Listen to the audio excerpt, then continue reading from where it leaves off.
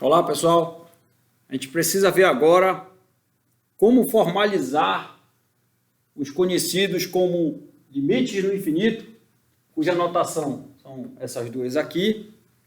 A diferença desses limites está apenas aqui.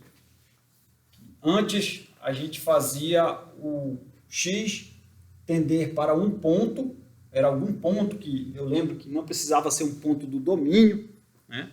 A gente agora vai considerar que o x vai para mais infinito no seguinte sentido, que eu vou considerar valores muito grandes de x, e agora que x vai para menos infinito, significa que eu estarei considerando valores muito pequenos de x. Então, a primeira coisa que você tem que pedir é que a função tenha um domínio tal que permita eu considerar o x com valores muito grandes.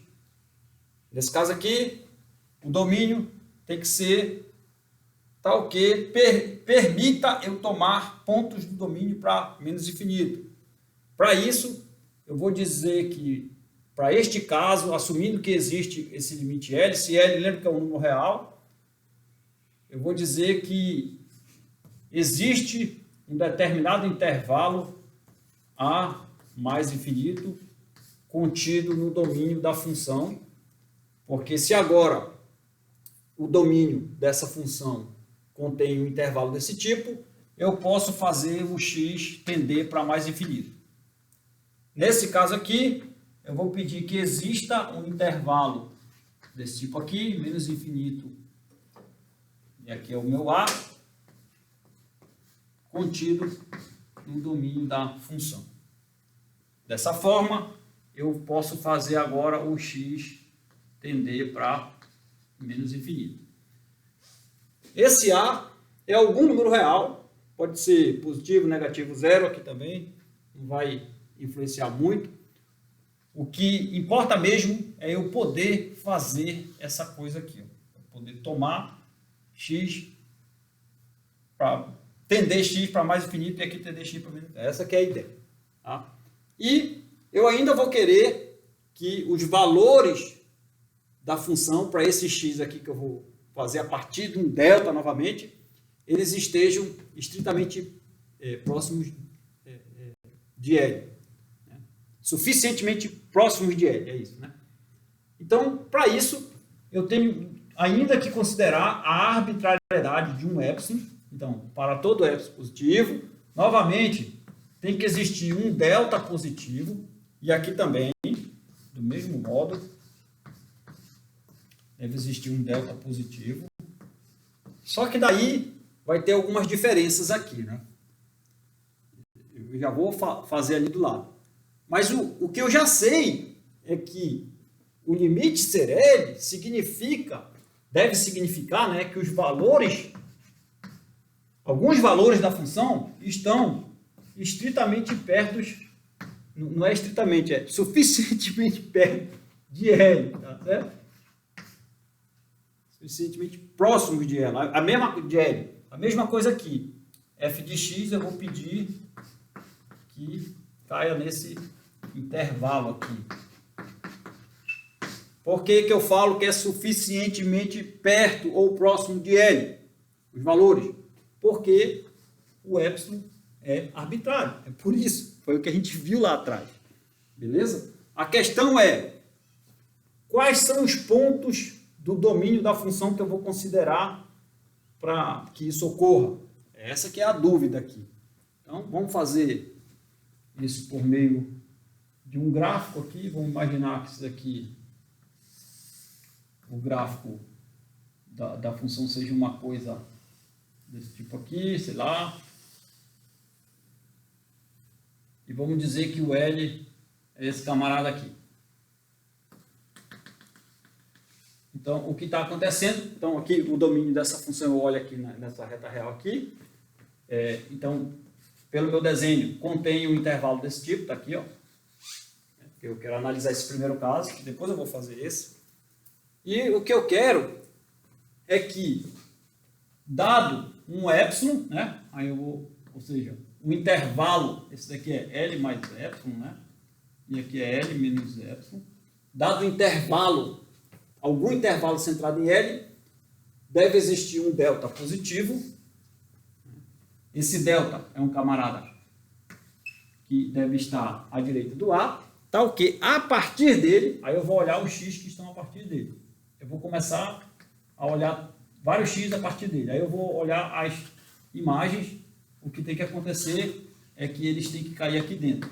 Então a imagem desse x a partir do delta tem que cair aqui dentro. Ou seja, é bem parecido com a definição que a gente já sabia de limite, onde aqui era um ponto, era um ponto no lugar de mais infinito, né?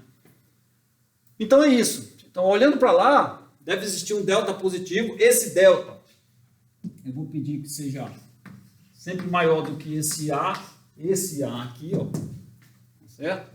E essa coisa seja tal que para todo x, agora x da direita de delta, x maior do que delta, deve implicar que os valores desse x que estão à direita de delta caiam aqui dentro. Então, pronto.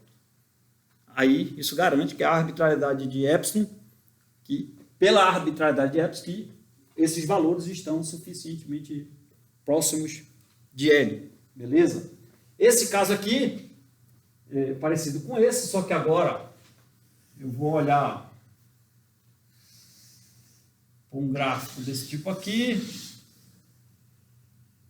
E aqui eu vou colocar o meu L. Aí, novamente, eu vou tomar um intervalo centrado em L.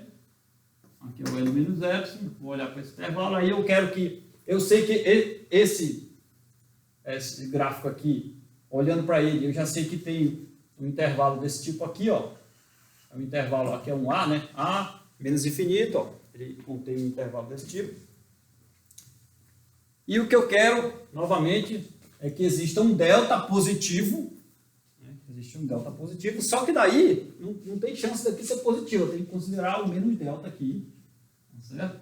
E a partir desse menos delta, eu começo a olhar o x e começo a olhar a imagem dele que cair aqui dentro. Então, dado aquele epsilon, tem que existir um delta positivo tal que à esquerda do menos delta, os x começam a cair aqui dentro. Certo? Então, deve existir um delta positivo. Esse delta, agora, menos ele tem que ser menor do que A, né? Então, está o quê? Menos delta seja menor do que A. E o que deve acontecer é que para todo x o quê? Ó? À esquerda do menos delta, né? Aqui é o menos delta. À esquerda do menos delta, para todo x menor do que menos delta, os valores dele tem que cair aqui dentro desse intervalo. Pronto, é essa a definição. É fácil assim mesmo. Beleza? Vamos fazer um exemplo aqui. O exemplo é o seguinte: calcular o limite de 1 sobre x ao quadrado quando o x tende para mais infinito. Certo? Bom, se você lembrar, o gráfico dessa função aí, ó, ele... Vou colocar bem aqui.